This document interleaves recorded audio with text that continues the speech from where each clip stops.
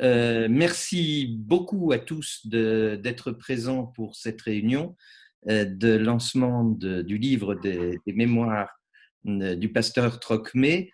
C'est une situation complexe qui nous a amené à faire cette réunion par Zoom et je vais vous laisser la parole pour pouvoir présenter à la fois ce qui a conduit à la publication de ces mémoires et la manière dont vous avez pu collationner l'ensemble et publier l'ensemble. Merci en tout cas à vous. À vous la parole. Je me permets juste de faire une petite intro pour tout le monde au niveau technique. On vous demande à tous d'éteindre vos micros sauf aux deux intervenants. On va les laisser donc parler. Et ensuite, il y aura un petit moment pour des questions que vous pourrez poser à travers le chat. Que je lirai aux intervenants. Donc, Stéphane Zer de la librairie Jean Calvin qui mènera la discussion et Patrick Cabanel qui est l'historien qui est à l'origine de la publication du livre qui nous occupe aujourd'hui. Et voilà, moi je vais me muter aussi, donc on vous laisse parler. Très bien, merci Camille. Pardon, juste encore une toute petite chose, je suis désolée. Je vais enregistrer le... Ah, l'enregistrement a été lancé. Tout va bien. C'est parfait. Très bien.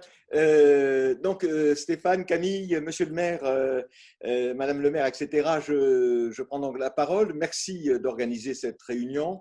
Je suis navré qu'elle ne puisse pas se faire dans le temple du Chambon-sur-Lignon, lieu de mémoire au sens technique du terme par excellence, et situé par ailleurs à 200 mètres du lieu de mémoire que vous connaissez. L'une de mes premières conférences avait eu lieu d'ailleurs au Chambon-sur-Lignon dans le temple, il y a très longtemps, j'étais jeune, et on m'avait murmuré à l'oreille à la fin de la conférence, Patrick, il y a dans la salle les filles du pasteur Theiss et du pasteur Trocmé, en l'occurrence Louise et Nelly, qui sont ce soir dans la salle virtuelle avec nous, et on m'avait demandé de les saluer alors que je ne les connaissais pas. J'étais intimidé. Nelly m'a dit après, je ne la crois pas, mais elle m'a dit qu'elle était elle-même intimidée. Et donc, je les retrouve ce soir. Je suis heureux de vous retrouver toutes et tous pour ce livre. Je vais même vous le montrer. J'ai prévu les choses. Hein. Voilà. Donc, c'est pour vous montrer ce très beau couple. Hein. Ce très beau couple tout de noir vêtu, ce couple amoureux, conjugalement heureux, André et Magda, la belle italienne Magda, sur fond, vous le voyez, sur fond de neige au Chambon-sur-Lignon, juste avant les années 1940. Donc, vous connaissez tous l'histoire du couple Trocmé, l'histoire du Chambon-sur-Lignon et de Trocmé. Ce que vous ne connaissiez sans doute pas encore, parce que ça n'avait jamais été publié, même si certaines pages étaient connues, c'était donc l'édition des mémoires que André Trocmé a rédigées à des étapes différentes d'ailleurs de sa vie, à la fin des années 50, au milieu des années 1960. Il est mort d'ailleurs prématurément, André, en 1970 ou 71 de mémoire. Et il avait pris la peine de rédiger ces mémoires qui sont restées inachevées, mais qui couvrent, je dirais, les deux tiers de sa vie, hein, qui vont jusqu'à la fin des années 1950, lorsqu'il était à Paris responsable d'une maison du pacifisme chrétien.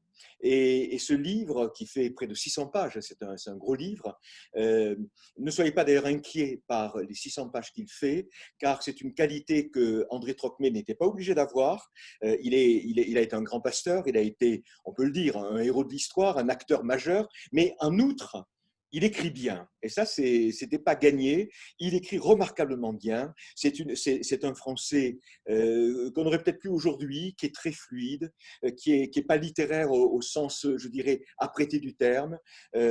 Magda, d'ailleurs, d'origine italienne, écrit aussi bien le français qu'André. Donc, il y a eu vraiment, je dirais, qu'à lire, tellement c'était fluide et d'une belle langue.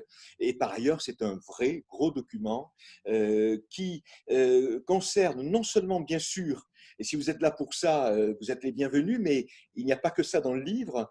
Ça concerne, bien sûr, je dirais, cette grande période 1934-1944, qui est la période, je dirais, de sa pleine activité et de leur plein bonheur aux deux Trocmé, puisque en 44, dans l'été 44, l'un de leurs fils est mort tragiquement, je crois qu'il avait 15 ans, et qu'à partir de là, quelque chose évidemment a été cassé, et André ne le cache pas. Mais de 34 à 44, il y a 10 années dont il dit dans les mémoires, dont Magda dit dans les siens, que ces années furent les plus heureuses de leur vie. Mais il n'y a pas que cela, et je voudrais insister sur d'autres passages de ces mémoires, et ensuite je vais en rester là, sur de très belles pages sur une enfance dans le milieu industriel, bourgeois, protestant, du nord de la France, dans une famille d'ailleurs qui est franco-allemande.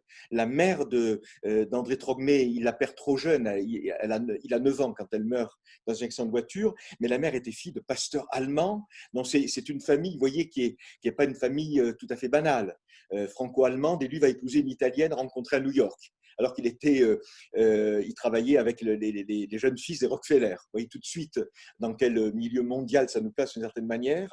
Et puis, il y a le récit de la Première Guerre mondiale, et notamment d'une chose que nous, les Français, nous connaissons mal, l'occupation allemande, militaire, non pas celle des années 40 que tout le monde connaît, mais celle des années 1914-18 dans le nord de la France. On ne connaît pas assez, je crois, en France. On connaît les drames vécus par la France, les drames vécus par l'Alsace française. On connaît mal les drames vécus par le nord de la France avec ses occupations à répétition. Et c'est dans une scène de cette occupation militaire de la France du Nord qu'André Ancrevet va découvrir le pacifisme chrétien qui ne le quittera plus.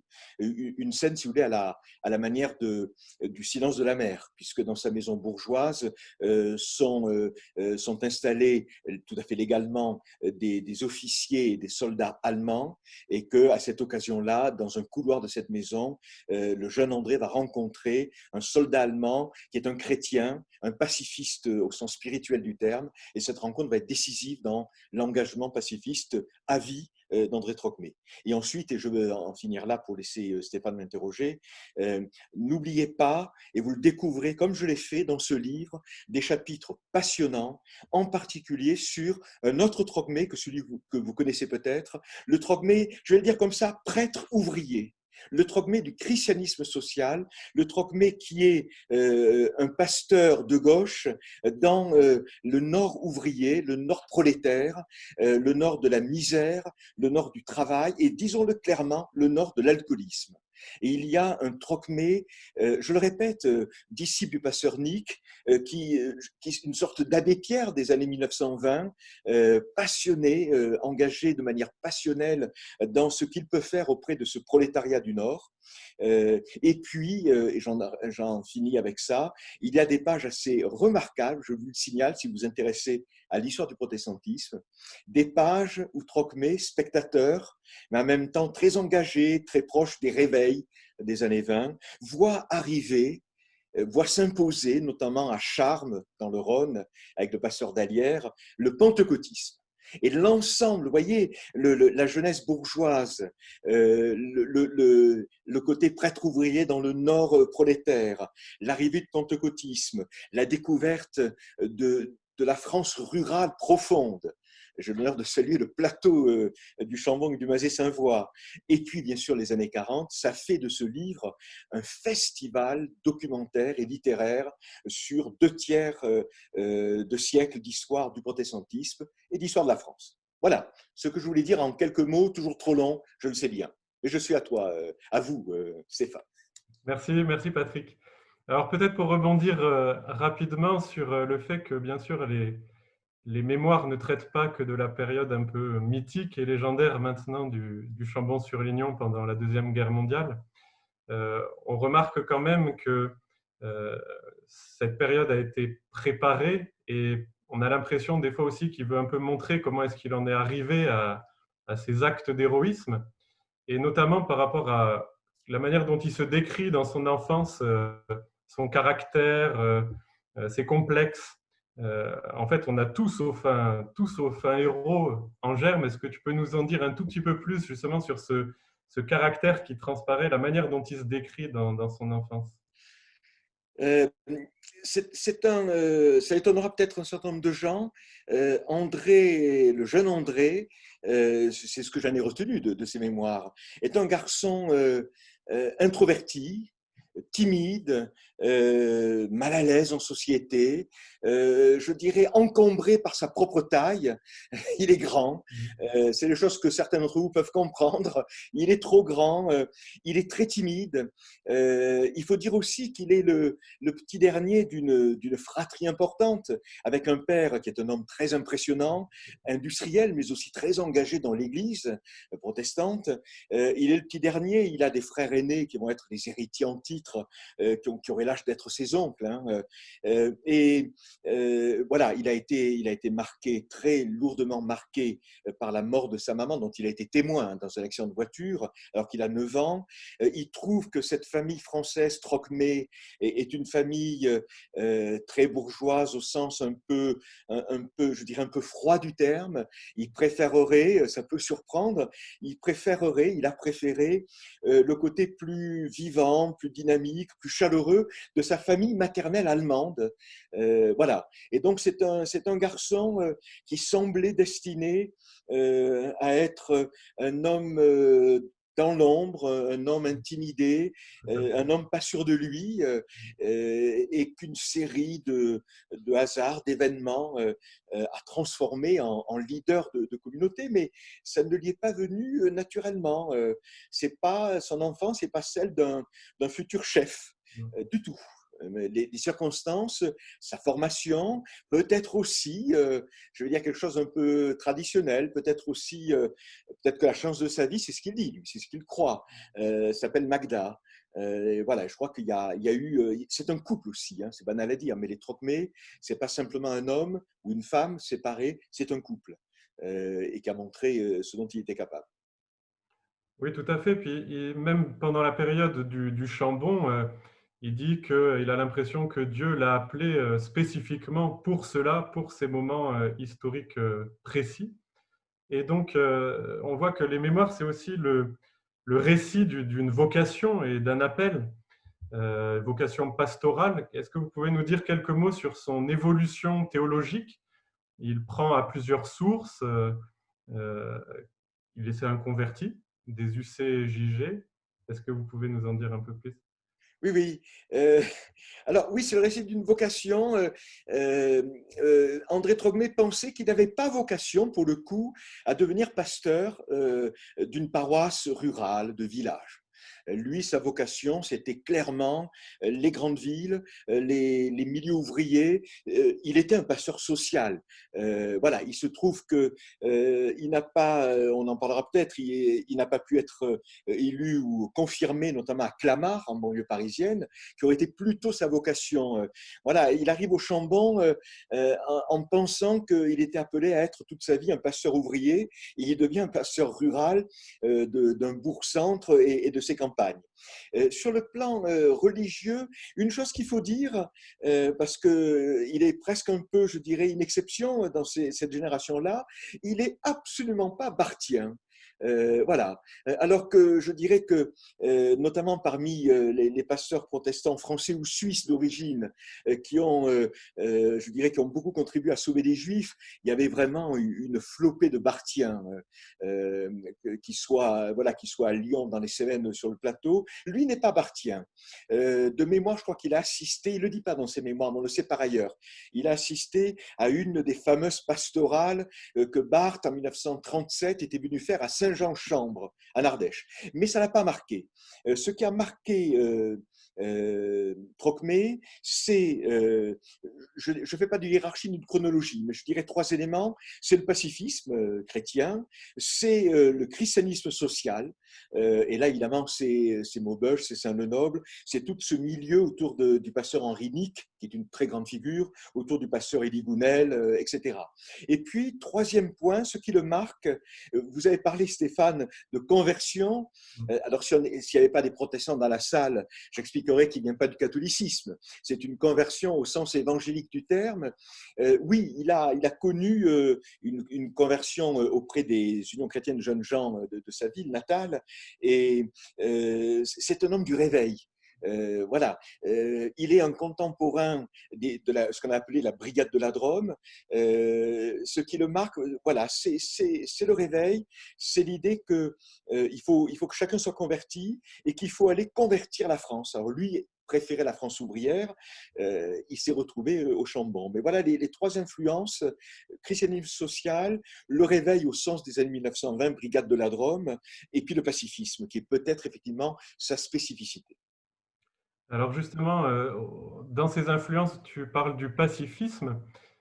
Qui sont les pacifistes protestants dans l'entre-deux-guerres et comment surtout est-ce qu'ils sont reçus et acceptés au sein de l'Église réformée? Parce qu'on a presque l'impression aujourd'hui que donc, André Trocmé, c'est une des grandes figures du protestantisme réformé, mais il n'a pas toujours été en odeur de sainteté dans son Église. On pourrait presque parler d'une sorte de récupération a posteriori. C'est quoi le pacifisme et comment est-ce qu'il est reçu au sein de l'Église réformée? Bon, Stéphane, ce n'est pas une bonne question, Stéphane. Mais je vais quand même y répondre. Pourquoi ce n'est pas une bonne question? C'est parce qu'il y a plusieurs pacifismes protestants, sans parler des autres, dans la France entre-deux-guerres. Voilà. Il y en a plusieurs. J'en distinguerai, pour aller vite, au moins deux. Il y a ce qu'on a appelé le pacifisme juridique, qui a été fondé à la fin du XIXe siècle par un groupe d'ailleurs de protestants nîmois. C'est ce qu'on appelle la paix par le droit. Et ce pacifisme-là, qui a pignon sur rue, lui, il a le sentiment, en 1920, il a le sentiment que son combat est terminé au sens où il a gagné et que la terre promise est là. Et la terre promise de ce pacifisme juridique s'appelle Genève et s'appelle la Société des Nations. Voilà. Et ils ont le sentiment que Wilson, c'est le continuateur du Christ, le président américain, et qu'ils vont finalement être, je dirais, le bras utile, le bras ouvrier de l'idéologie de la SDN en France. Celui-là, pignon sur rue, et je pense qu'on peut dire que la plupart des pasteurs et toutes les élites sociales du protestantisme sont ralliés à la paix par le droit. Et à côté de ça, il y a, je dirais alors beaucoup plus minoritaire, il y a des pacifismes plus proprement chrétiens, plus proprement spirituels, et notamment, je dirais, là c'est vraiment l'aile la plus avancée de ce pacifisme profondément chrétien, évangélique, spirituel, c'est ce qu'on commence à appeler à la fin des années 20, l'objection de conscience. Et Trocmé, qui n'est plus un âge de refuser le service militaire, il l'a fait. Trocmé, donc, est très proche c'est très, très infinitésimal, de quelques jeunes étudiants en théologie qui sont jeteurs de conscience que leurs églises, notamment les églises réformées, il faut en parler au pluriel jusqu'à 1938, vont refuser de consacrer. C'est Philippe Vernier, c'est Jacques Martin, qui par ailleurs, Jacques Martin est juste parmi les nations, comme tant d'autres. Et là, il y a un petit mouvement, je dirais, ultra minoritaire, jugé ultra provocateur, qui va faire se déchirer le protestantisme. Il y a des gens qui vont les soutenir passionnément. André Philippe, le futur grand homme politique, sera leur avocat. Il y a des hommes qui vont les détester passionnément, notamment le pasteur Freddy Durleman, qui a les mêmes origines que Trocmé, c'est aussi un homme du christianisme social.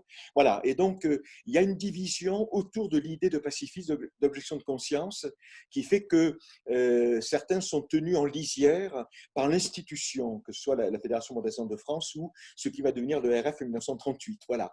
En revanche, et j'en termine, Stéphane, je n'utiliserai pas ce mot un peu méchant de récupération. Je crois, non, parce que c'est un mot qui est tellement politicien, Stéphane, non. Je parlerai plutôt, comment dirais-je, d'appropriation apaisée. C'est pas jouer sur les mots, hein. C'est-à-dire que aujourd'hui, mais là ça serait nous lancer dans autre chose, aujourd'hui dans ce qui est une sorte de mémoire partagée du protestantisme français, il y a aussi bien Marc Bugner qu'André Trocmé, et Dieu sait que les deux hommes n'étaient pas proches l'un de l'autre à aucun point de vue. Dans cette mémoire partagée du protestantisme français, allez, je vais aller vite, il y a la Tour de Constance, il y a les Cévennes, il y a le Chambon-sur-Lignon, le plateau de Mazet-Saint-Voix. Voilà, donc il y a une sorte d'apaisement et je dirais d'acculturation, y compris de figures qui quelquefois ont été des figures de pionniers, des figures d'inventeurs ou de provocateurs, pourquoi pas? Oui. Ouais, Ce que d'accord. fut André Trocmé, sans doute. Ok. Alors, on va finir quand même par revenir à la question du Chambon et de la période de la Seconde Guerre mondiale. Et j'ai trouvé très intéressant de voir de l'intérieur un tout petit peu, parce que moi j'en connais les grandes lignes, mais pas du tout les détails, que bien qu'il ait été reconnu de manière collective village de Juste, ville de Juste, il n'y a pas vraiment d'unanimité sur le plateau. Et est-ce que tu peux nous dire quelques mots des tensions qui travaillent le plateau pendant la Deuxième Guerre mondiale, notamment sur la question de l'accueil des Juifs, et peut-être aussi autour de tout simplement de la personnalité d'André Trocmé? Oui, vaste question également, à laquelle… Alors, attention, dire il n'y a pas d'unanimité, je ne reprendrai pas cette formule, Stéphane. En fait, comme toujours lorsqu'on parle des années 40, c'est une question de chronologie. Hein. Et la France de 1940 n'est pas celle de 43, et le plateau de 1940 n'est pas le plateau de 1943. Voilà, le jeune Trocmé, je dirais en 1940, avec ce petit coup, comment dirais-je, ce petit coup de pique hein, qu'il peut avoir. Il a la dent un peu acérée. Il remarque que, je dirais, la petite, parce qu'elle est petite par la démographie, la petite bourgeoisie protestante du village est plutôt ce que nous, les historiens, nous appelons maréchaliste. Mais lui-même, d'ailleurs, à un moment, à deux moments dans ses mémoires, vous pouvez le lire, dit finalement, au début, j'espérais que le vieux maréchal eh bien, soit utile, puisse sauver ce qui peut l'être. Hein. Donc, il y a ce moment-là. Mais vraiment, je crois qu'on peut dire, c'est vrai, on pourrait le dire aussi des Cévennes, depuis lesquelles je vous parle, et toi aussi d'ailleurs peut-être Stéphane, on peut vraiment dire qu'il y a quand même une forme oui, d'unanimité. C'est-à-dire qu'il y a, s'il y a une chose qui a été partagée sur le plateau du Chambon et du Mazet et de Mars et de Devessé et de Saint-Geur et de la Bâtie d'Andorre, c'est pour le plaisir de citer ces beaux noms et les Vastres. De ces beaux noms de communes, s'il y a une chose qui a été vraiment partagée, c'est l'aide aux Juifs, partagée par les paysans, les pauvres, les riches, les bourgeois, les médecins, les pasteurs, partagée par les darbistes, par les églises libres, par les réformés. Voilà, je crois que c'était la chose la mieux partagée. Euh, euh, en revanche, là où il y a eu, c'est vrai, une vraie dispute, un vrai différend, mais c'est plus tard, c'est à partir de 1943, c'est lorsque, dans ce plateau qui était, je dirais, la terre par excellence de la résistance sans armes, les fameuses armes de l'esprit, la belle formule de Theiss et de Trocmé, dans ce plateau qui était voilà, le haut lieu de la résistance spirituelle, pacifiste, eh bien, contrairement à ce qu'on a pu quelquefois croire, il y a eu aussi une vraie résistance en armes. Il y a eu des maquis partout, et là, Theiss et Trocmé ont été en désaccord. Voilà. Et c'est la même chose dans les Cévennes. On avait cru, j'ai souvent insisté sur cette idée, on avait cru à une époque qu'il y avait une sorte de géographie contrastée des zones protestantes, qu'il y avait, je dirais, des zones d'accueil des Juifs sans maquis, et puis des zones de maquis sans accueil des Juifs. C'est faux. En fait, la même zone, que ce soit les Cévennes ou le plateau, sont à la fois truffées de Juifs cachés, de gens qui les aident, et truffées de maquisards en armes. Et souvent, ce sont les mêmes familles. Des gens qui, je vois ici les pasteurs dans les Cévennes, le pasteur Donadi, juste parmi les nations, le pasteur Bré, le pasteur Olives, l'oncle du pasteur de Puy-en-Velay, ils ont passé leur temps à sauver des Juifs, à sauver des réfractaires au STO, à armer les maquis. Donc, il n'y a pas de désaccord, sauf qu'au Chambon, Theiss et Trocmé étaient tellement engagés dans le pacifisme, avaient tellement rêvé de faire du Chambon lui-même, là pour le coup c'est la commune, une sorte de cité utopique, de cité de refuge, qu'ils ont été pris de court par l'emballement patriotique, l'emballement militaire qui a séduit les jeunes gens, y compris un certain nombre de jeunes étudiants en théologie, de jeunes gens du collège Sévenol. À un moment, André dit, même mes fils, qui étaient tout jeunes, qui avaient 15 ans, étaient séduits par cette ambiance-là. Et là, il y a eu un différend. Mais pour le reste, sur la question de l'accueil des Juifs et des étrangers, là, on peut dire que la force de ces territoires, c'est vrai aussi des Cévennes, c'est, je dirais, la profonde harmonie sociale, politique, économique, qui a transformé ces territoires ruraux en ce que, dans les Cévennes, on a appelé naguère des terres de refuge. Oui, et d'ailleurs, à ce sujet, c'est peut-être pour une dernière question, puisque le temps passe. Je m'engage à répondre rapidement. il y a à travers toutes les mémoires de Trocmé une sorte de rêve ou de poursuite quand même d'une fraternité ou d'une utopie communautaire qui semble vouloir mettre en place au Chambon, qu'il vit dans une large mesure. Mais il y a aussi d'autres tentatives de sa part. C'est aussi une période où dans le protestantisme, je pense, il y a des essais communautaires, peut-être plus utopiques.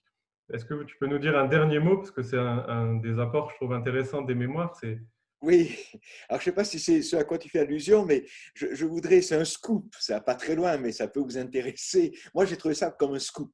En même temps, ça n'a rien donné. Mais en 1943, lorsque André Trocmé a dû quitter le Chambon, de même que Theiss a dû quitter aussi le Chambon, Theiss est parti en Suisse, André Trocmé est dans la Drôme. Il est d'ailleurs dans la maison de Jacques Martin, son collègue pasteur. Et à ce moment-là, il écrit une lettre et on voit, cette lettre, je l'ai publiée dans les annexes des mémoires, on voit qu'il rêve de créer, je ne sais pas si c'est le mot qu'il utilise, mais en tout cas, c'est l'idée de créer un tiers-ordre protestant masculin. C'est-à-dire, ça peut vous paraître, je ne sais pas ce qu'en pensent les auditeurs, spectateurs, ça peut paraître assez étonnant. Si on connaît mal le protestantisme, on peut se dire un tiers-ordre dans le monde réformé, mais Quesaco. Le Quesaco, c'est l'occitan dans le terme. Hein. Or, chacun sait que c'est quoi? C'est 15 ans avant, 1923, je crois, 20 ans avant. Wilfred Monod et son fils Théodore ont créé proprement un tiers-ordre qui s'appelle les Veilleurs et qui est toujours aujourd'hui très vivant, notamment dans les Cévennes avec Bourguet. Et on sait par ailleurs qu'au Mazet-Saint-Voix, je ne sais pas si les gens du plateau le savent, au Mazet-Saint-Voix dans les années 1980, on voit d'ailleurs le jeune Bourguet barbu comme tout prophète qui se doit, on le voit faire chanter un groupe dans le temple du Mazet. C'est filmé par Pierre Sauvage dans Les Armes de l'Esprit. On voit ce moment-là. Et Bourguet et quelques autres, je crois qu'ils étaient 5 ou 6 hommes, avaient tenté de créer une communauté monastique calviniste au Mazet-Saint-Voix. Et voilà, entre les deux, ça n'a pas marché. Hein, dans le cas de Bourguet, il est devenu ermite, comme chacun sait. Entre les deux, on voit Trocmé tout, je dirais, à son utopie évangélique, tout à son envie de faire du Chambon une sorte de cité chrétienne. C'est une utopie, mais qui a donné des choses très précises.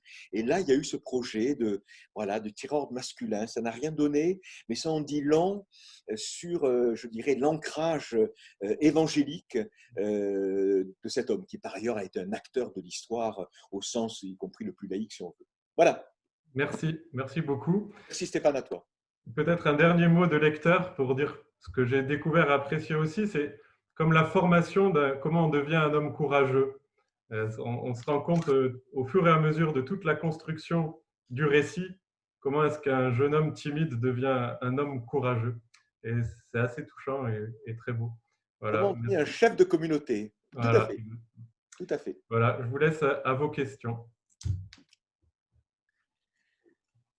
Merci beaucoup, merci à tous les deux.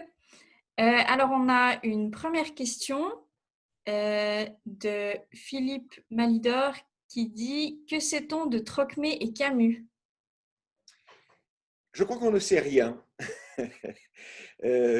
Alors oui, ils ont été voisins de plateau. Hein. Camus c'est au Panelier, hein, si tu fais une erreur, vous me corrigez. Mais ça aussi, ça renvoie, je dirais, à ces années 40 où pas mal de choses étaient compartimentées. C'est-à-dire que nous, évidemment, nous, historiens, témoins tardifs, nous avons une sorte de vue panoptique de ce qui se passait sur le plateau. Mais à l'époque, et c'est d'autant plus vital qu'on est en terrain de clandestinité, il y a des gens qui sont les uns à côté des autres et qui ne savent pas qu'ils font les mêmes choses. Donc, je ne crois pas que Trocmé ait su que Camus, qui n'était pas le Camus que nous connaissons tous, était sur le plateau, alors que d'autres le savaient. Camus et Chouraki étaient liés. Je ne crois pas non plus. Ensuite, il y a un Trocmé, mais ça, il n'a pas eu le temps de l'écrire. Ses mémoires sont inachevées. Trocmé, après, a été très engagé comme militant dans l'Algérie des événements, comme on disait, de la guerre de décolonisation. Mais je ne crois pas qu'on puisse en dire plus. Hein. Je répète, c'est très compartimenté. Vous voyez, moi, j'ai écrit un livre sur le coteau fleuri. Je crois que André Trocmé n'en parle pas.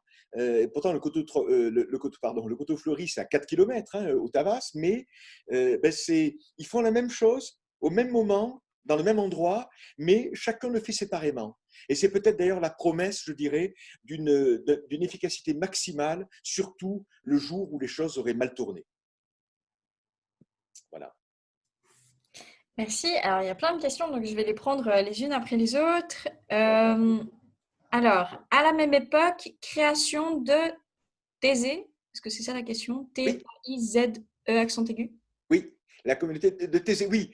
Alors, on va pas se lancer dans une conférence sur qui pourrait s'appeler De la création réussie ou inachevée des ordres monastiques masculins dans le protestantisme calviniste de langue française au XXe siècle. Mais c'est évident et à la même époque, vous avez raison, c'est-à-dire on est dans les années 40, le jeune pasteur Roger dans ses Schutz, va commencer à créer Thésée. Il s'occupe d'ailleurs de sauver des Juifs lui aussi.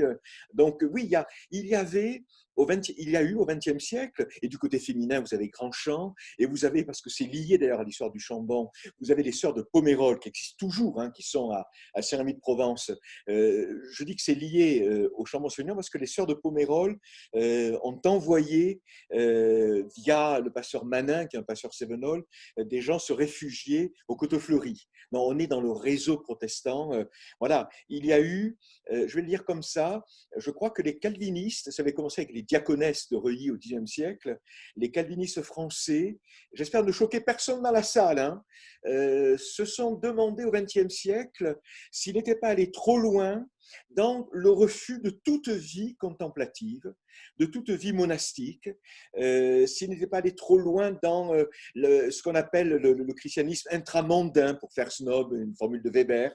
Il ne fallait pas aussi, je dirais, ne pas tout rejeter de ce qu'avait été le christianisme séculaire.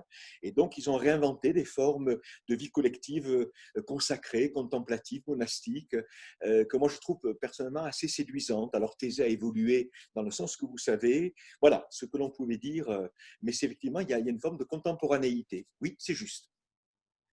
Alors, la question suivante, c'est est-ce que les mémoires sont publiées dans leur intégralité? Elles sont publiées, je dirais, à 99%. Alors, qu'est-ce qui n'a pas été publié? Je vais prendre un exemple et je pense que vous l'accepterez tous. J'ai fait ce choix en liaison avec Nelly Trocmé. Lorsque André Trocmé, et c'était en plus un jour de fête, je crois, c'était dans la joie de la libération d'août 44 au Chambon, lorsqu'il découvre son fils mort dans la maison, son fils de 15 ans, il y a 2 ou 3 pages que je n'ai pas reprises. Parce que là, je crois qu'on est dans, je dirais, les publier aurait été de l'ordre d'une forme de voyeurisme. Voilà. Donc, par respect, et je crois que c'est Jean-Pierre, par respect pour le fils, par respect pour la souffrance du père qui se décrit, je dirais, hypnotisé par le corps de son fils mort, j'ai préféré ne pas publier ces pages. Voilà. Donc, c'est à peu près, je dirais, oui, il y a 1%, même pas, de ces 600 pages. En tout, je dirais 4 à 6 pages qui n'ont pas été publiées pour des raisons de respect humain des morts et éventuellement des descendants des morts. Voilà.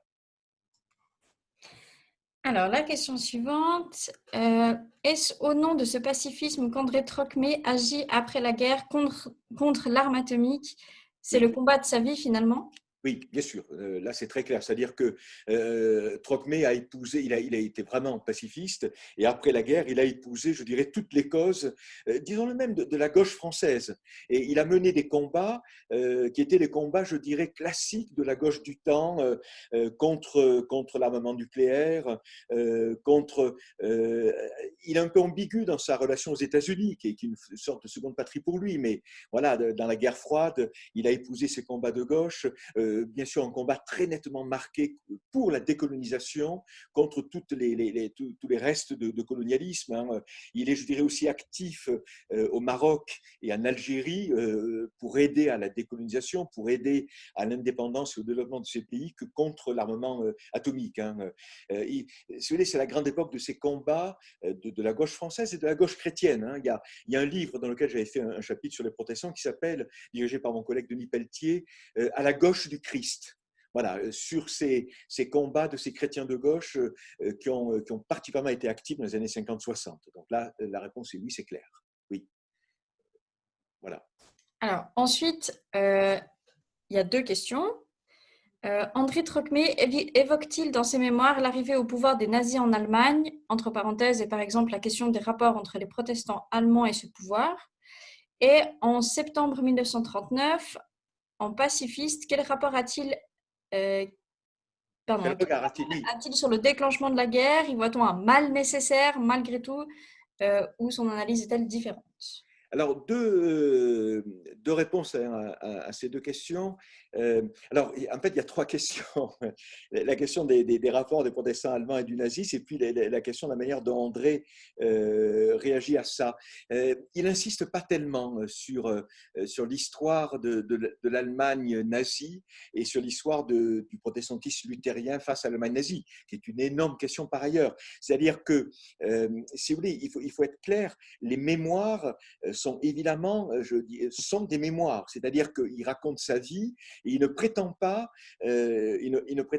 raconter l'histoire des événements qu'il vit ou dont il est spectateur. Donc, n'allons pas chercher chez André Trocmé une analyse des rapports complexes et parfois douloureux, y compris du point de vue de la mémoire, entre protestantisme allemand et nazisme. Alors même que toute une partie de sa famille, bien sûr maternelle, et en Allemagne.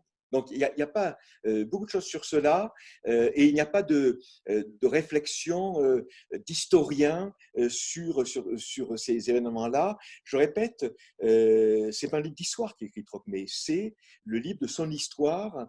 Alors, naturellement, il ne cesse de croiser l'histoire, mais il ne prétend pas ni la décrire ni l'analyser. Et pour ce qui est du déclenchement de la guerre en 1939, là, évidemment, il est directement concerné et il a choisi donc de servir son pays. Et il ne va pas passer à l'étranger, il ne va pas prendre le maquis, il ne va pas déserter, etc. Il choisit de servir son pays, mais il entend le servir sans porter une arme. Donc là, c'est très clair. Et avec Theiss, d'ailleurs, tous les deux, ils montent à Paris pour tenter de se mettre en règle avec l'institution militaire, l'institution politique, et pour réussir à se faire embaucher, si je puis dire, par la Croix-Rouge comme infirmiers. Donc, ils veulent servir, mais de manière neutre, de manière pacifique, et il n'est pas accepté parce que lui, André Trocmé est encore jeune, je crois, il est encore en âge d'être appelé, et la Croix-Rouge ne veut pas engager des gens qui seraient en droit d'être appelés par les belligérants. Donc, il ne peut pas, et les 2 hommes rentrent au Chambon-sur-Lignon, et puis la question, évidemment, par ailleurs, il a beaucoup d'enfants, il a un certain âge, la question donc de la mobilisation ne se pose plus pour eux. Voilà. Mais ils n'auraient pas, je dirais, déserté l'appel de la nation, mais ils auraient refusé de la servir, les armes à la main, comme les objecteurs de conscience. Pardon, j'arrive. Alors, sauf erreur, maintenant, on est à la question, est-ce que Magda a participé à la rédaction des mémoires? Alors, comment le dire? Non, c'est André qui rédige, mais naturellement, le couple est tellement, on peut le dire comme ça, c'est un couple fusionnel, Magda et André. Donc, j'imagine qu'ils ont dû énormément discuter, parler, se lire les passages, mais chacun était indépendant. André écrivait de son côté, et plus tard, Magda a écrit elle-même ses mémoires. À la fin de sa vie, elle les a dictées sur cassette, à la demande de sa fille Nelly. Le premier tome, je vous le signale, a été publié il y a 2 ans, je crois, par les presses universitaires de Strasbourg. Le tome suivant, je vous le signale, qui porte sur la période du Chambon, va être publié dans 2 ou 3 mois par les presses de Strasbourg. Et c'est un autre regard sur le Chambon, ces événements. Voilà. Mais c'est un couple moderne. Alors, j'allais dire à la manière de Sartre et Simone de Beauvoir. Pas tout à fait moderne, mais dans la fidélité absolue. Hein. Mais je veux dire par là, c'est un mélange de fusionnel et d'autonome. Hein, donc, alors je ne voudrais pas choquer Nelly, non, c'est pas Simone et Jean-Paul Sartre. Mais voilà, il y a, je dirais, parfaite égalité intellectuelle, parfaite autonomie d'esprit, de volonté entre l'homme et la femme dans ce couple. Hein. Ils sont en avance. D'ailleurs, Magda est très en avance, puisque je crois que Magda raconte dans ses mémoires qu'elle va se baigner en maillot de bain dans le Lignon, ce qui ne pouvait pas passer inaperçu. En 1934, on ne se baigne pas quand on est une femme, je crois, dans le Lignon au Chambon. Le Lignon, c'est la rivière du Chambon. Voilà la réponse que je pouvais apporter. Je lis les réponses dans mon chat, Camille, donc je peux… C'était surtout pour tout le monde en fait. Mais Ah si oui, vous d'accord, voulez ok. les lire vous-même, je vous laisse sans problème. Je me remute. Et alors là, on est à la question sur Genève. Donc je vous laisse interagir du coup avec eux sans faire la… J'en étais, moi, il a publié Jésus-Christ et la révolution non violente. Voilà, oui, c'est un des livres qu'a publié donc André Trocmé, une réflexion sur comment fonder dans l'Évangile, dans l'enseignement du Christ, ce qu'il appelait la révolution non violente. Voilà, donc là, c'est un livre important pour ceux qui s'intéressent à, je dirais, à la racine proprement évangélique, proprement christique, si vous voulez, de la non-violence au XXe siècle. Voilà. Je signale qu'André Trocmé a écrit d'autres livres et je voudrais, pour le plaisir, l'hiver arrive, Noël arrive, la neige, je l'espère, arrive. Vous savez qu'André Trocmé, tous les Noëls, dans l'immense temple du Chambon, au pied d'un immense sapin que le maire de Bordeaux n'avait pas encore refusé de faire couper, il y a beaucoup de sapins sur le plateau, André racontait des contes qu'il avait lui-même inventés et écrits pour les enfants, les adolescents, notamment ceux qui étaient là sans les parents, dont les parents avaient été emportés par les Allemands. Et il a publié ça en 1943 dans un délicieux petit livre intitulé L'Église de neige. Je voudrais vous le recommander, ça a été réédité il y a quelques années par un ami éditeur, Éric Perrard, qui vient de m'envoyer un texto pour me dire « Patrick, vous êtes plus de 100 et je suis privé de conférences Zoom », alors que c'est l'éditeur de L'Église de neige d'André Trocmé, la maison d'édition Ampelos, que vous trouverez dans les meilleures librairies du Chambon-sur-Lignon. Je peux vous donner des noms de librairies si nécessaire. Voilà. La suite, c'est comment a-t-il été accueilli à Genève ? Écoutez, je crois qu'il a été bien accueilli à Genève. Il a été un pasteur actif. C'est la paroisse de, je ne vais pas dire de bêtises, de mémoire de Saint-Gervais, c'est ça ? Je connais mal Genève, que les Genevois, s'il y en a dans la salle, me pardonnent. Non, c'est Camille. C'est juste, Saint-Gervais. C'est Saint-Gervais, voilà, à Genève. Alors, vous allez me dire, pourquoi est-il allé à Genève ? C'est parce qu'il avait du mal, comme en 1934, il avait du mal avec cette réputation un peu sulfureuse d'agitateur. C'est un agitateur, le vrai mot, c'est un agitateur, hein, André Trocmé. Il avait un peu de mal à trouver une paroisse en France. Il semble qu'on lui ait proposé une paroisse délicieuse, je n'en doute pas, à peu près de l'échelle des miennes en Cévennes, Saint-Véran, dans les Hautes-Alpes, vous voyez. Et bon, il avait un certain âge, il avait mal au dos, il a choisi Genève. Et il a été un pasteur très actif à Genève, y compris en créant des liens avec la jeune Algérie décolonisée. Donc, ne pas imaginer que son séjour à Saint-Gervais est une sorte de pré-retraite en bourgeoisie. Il est resté jusqu'au bout un pasteur actif. Et je crois que ça a été 10 belles années, ces dernières années de paroisse. C'est un vrai pasteur de paroisse. Ça a été 10 années heureuses pour lui et j'imagine pour ses paroissiens. Il y a quelques années, on a fait un après-midi d'hommage à Saint-Gervais, un très beau temple. Nelly était parmi nous depuis les États-Unis. Voilà. Je continue à lire les questions, Camille. De ce que je connais d'André Trocmé, l'Église réformée l'a relâché en quelque sorte dans les années qui ont suivi la guerre. Il a travaillé pour de diverses causes comme la lutte contre la bombe atomique. Pourquoi donc est-il entré au Chambon ? Est-ce le vœu de sa famille ? Ah oui, là, il y a toute une série de questions. Oui, bon, j'essaie de répondre à ces questions. Hein. Camille, vous me faites signe, il ne faut pas qu'on soit trop long. Hein. Oui, alors si vous pouvez répondre un peu plus court, parce qu'il y a encore plein de questions. Voilà, mais là, il y a 8 questions dans la question. D'un mot après 1945, André Trocmé était pasteur à mi-temps au Chambon. Et puis, on lui a proposé de devenir responsable à temps plein pour la France de l'IFOR, c'est-à-dire de la réconciliation chrétienne. Et donc, il a choisi, je crois que c'est un vœu plein, il a choisi de devenir un pasteur militant à plein temps de cette réconciliation qui était l'une des grandes idées de l'entre-deux-guerres, la réconciliation après-guerre des chrétiens de divers pays, notamment des anciens belligérants. Et je crois que pour lui, ça a été un engagement à plein temps, pleinement vécu. Voilà. Ceci dit, il n'avait jamais oublié le Chambon. Lorsqu'il a reçu la médaille des Justes, il avait demandé à ce qu'elle lui soit remise au Chambon-Solignon et dans le temple, de façon, et ça il l'a écrit, de façon à ce que ce ne soit pas simplement je dirais, une décoration personnelle, mais que ce soit une reconnaissance collective de la collectivité. Et puis n'oubliez pas qu'au Chambon reposait depuis 1944 son fils aîné. Et donc il a voulu rejoindre dans voilà, la dernière demeure son fils aîné. Et donc il y repose. C'est un choix qu'on peut comprendre. Voilà.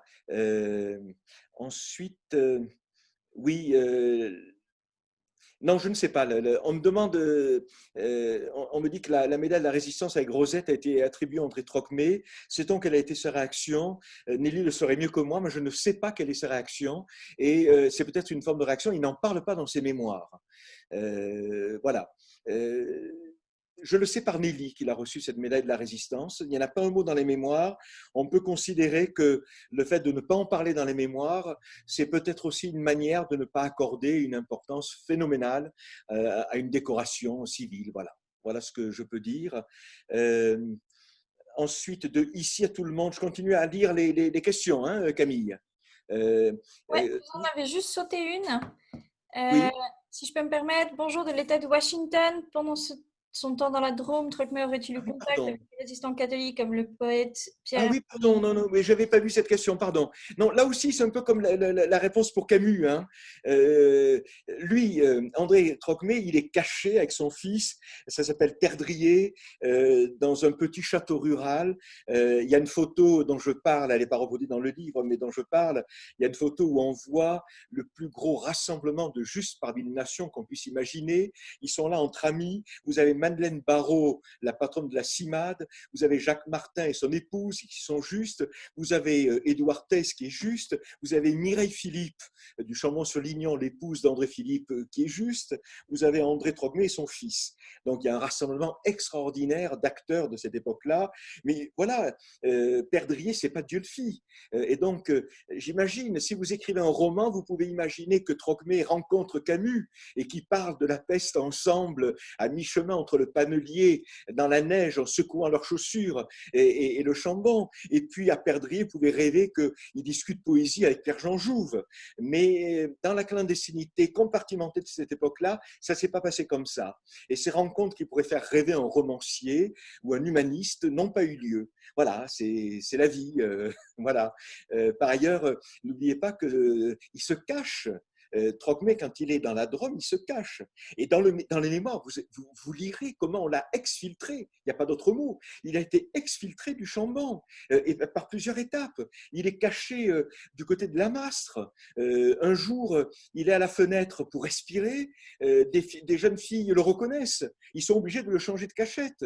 Il vit dans la clandestinité, donc il ne s'agit pas d'aller discuter à une terrasse de café de poésie avec Pierre-Emmanuel. Mais sinon, je reconnais que ça aurait été magnifique. Voilà. Je vous invite à écrire, ou alors je le ferai pour vous, un roman où Camus, Emmanuel, Chouraki et Trocmé discutent dans une terrasse de café au Chambon ou au Mazet.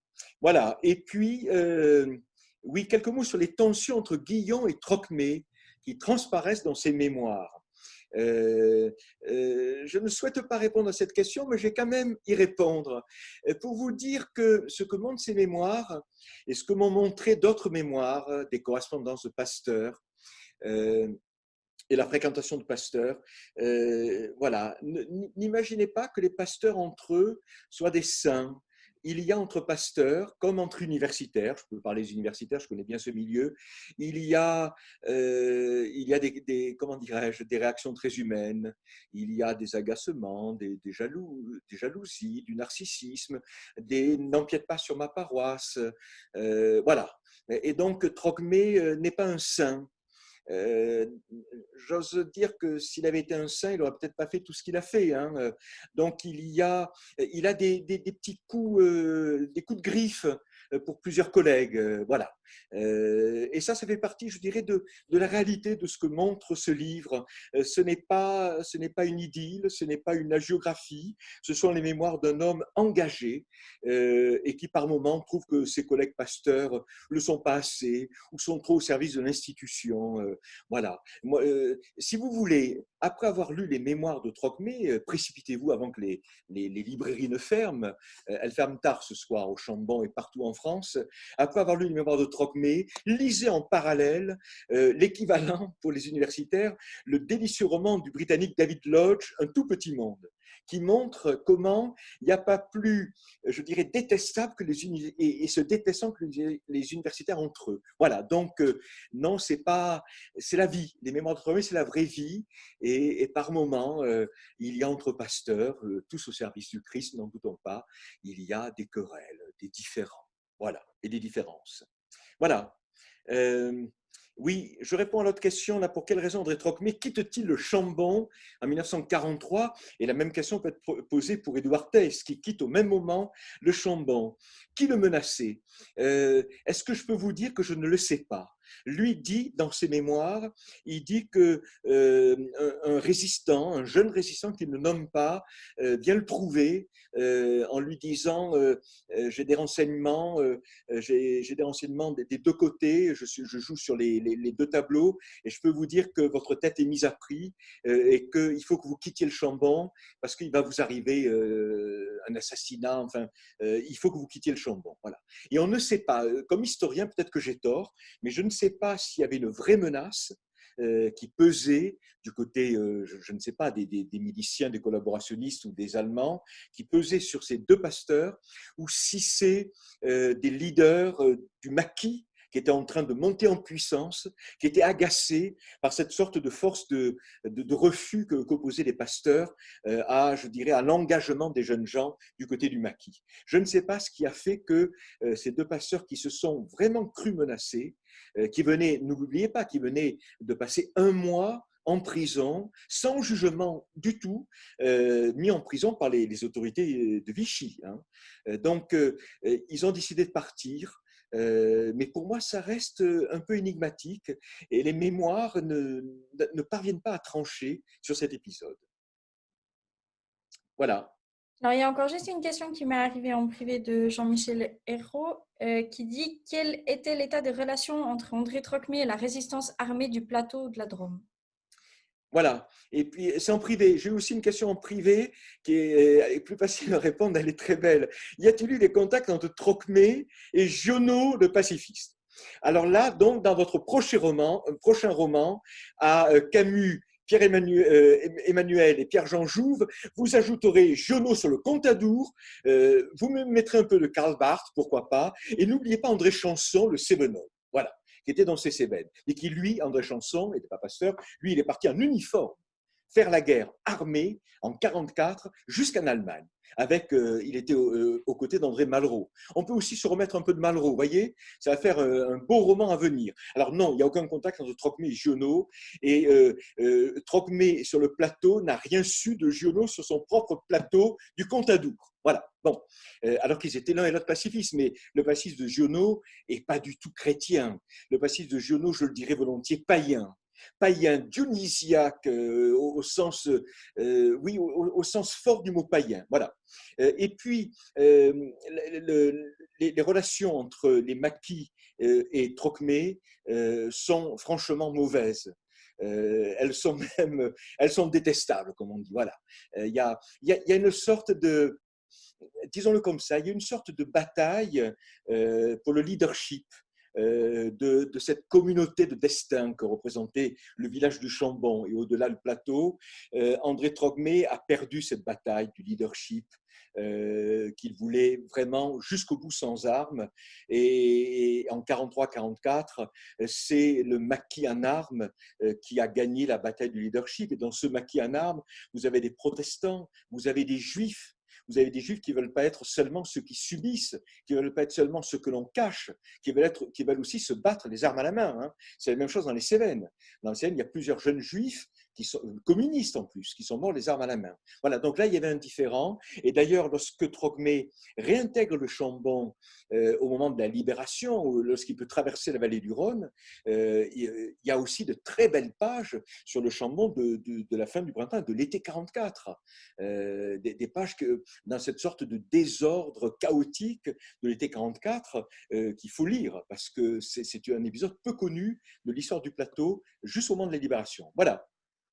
Alors, je propose Oui. qu'on prenne la dernière question. Donc, sur les relations entre Trocmé et le directeur d'école. Oui, elles sont très bonnes. Voilà. Voilà. Et la deuxième, du coup, c'est la dernière, c'est une information. Et je propose qu'ensuite, on s'arrête là. Je vous laisse répondre, du coup, à cette dernière. Sur Prali? Sur le directeur d'école. Oui. D'Arcissac. Ils ont été arrêtés tous les trois en même temps. Hein. Ils ont fait un mois de camp à côté de Limoges, en même temps, Theiss, Trocmé et D'Arcissac.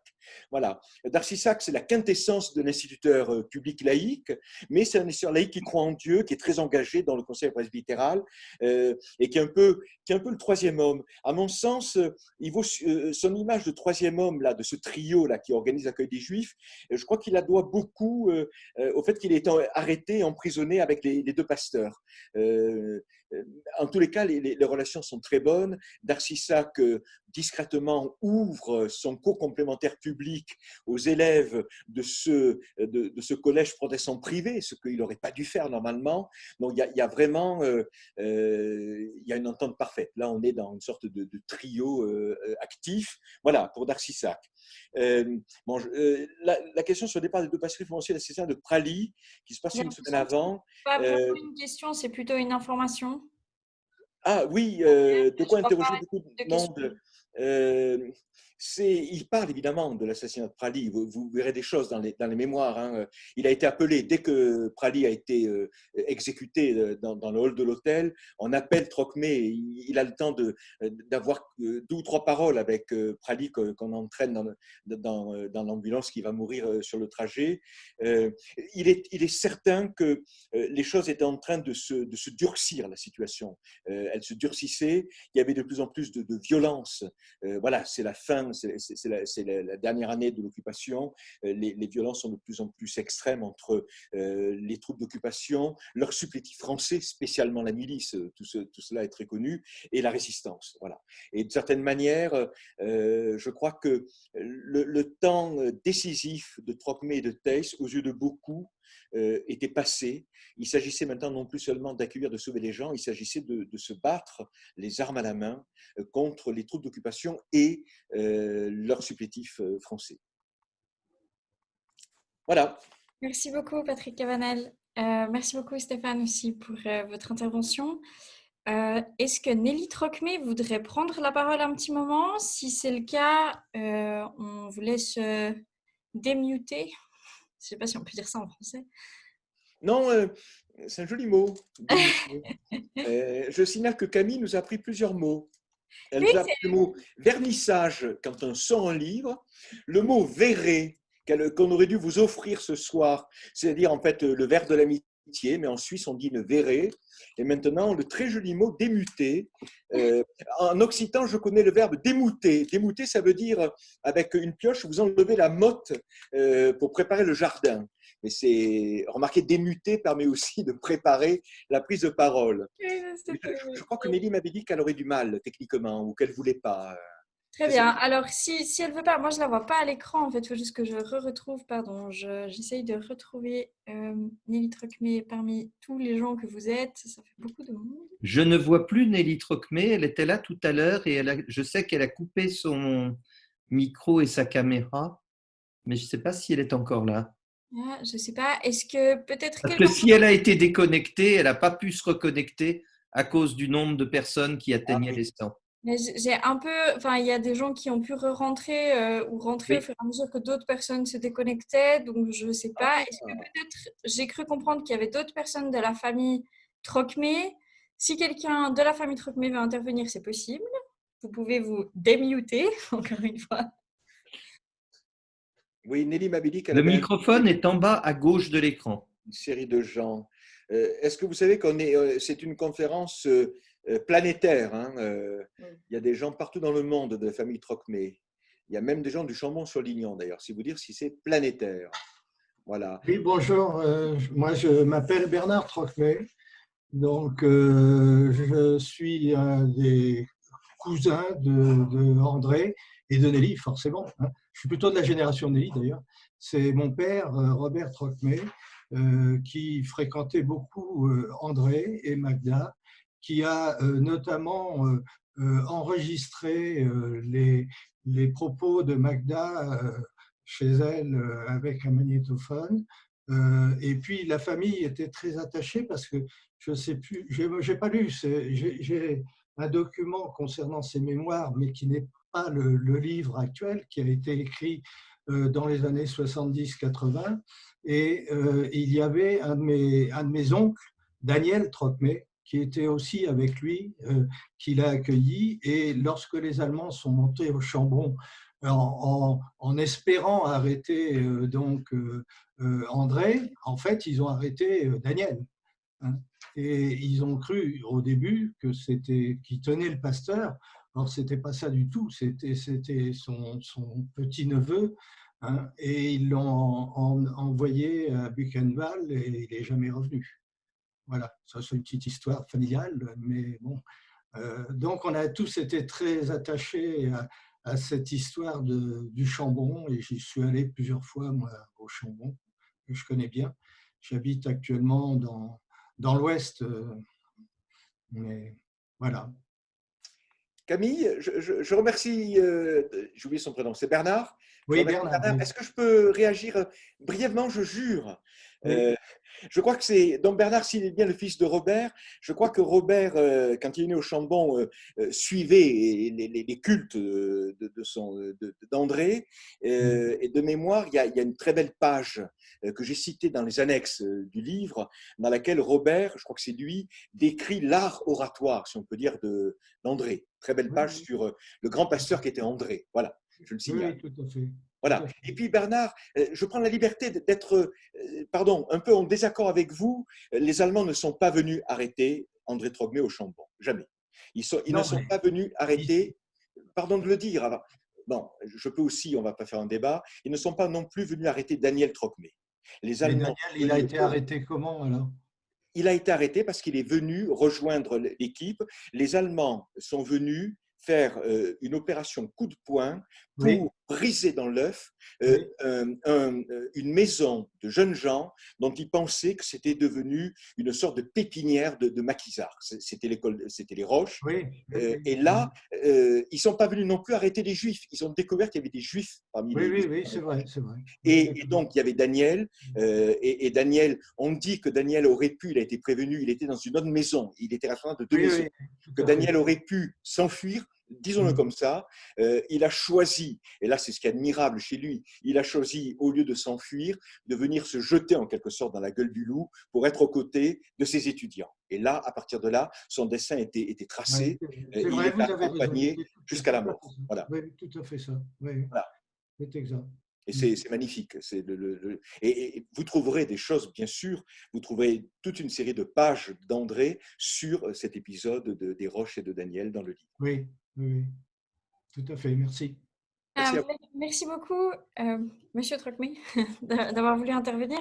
Merci à vous pour ce témoignage.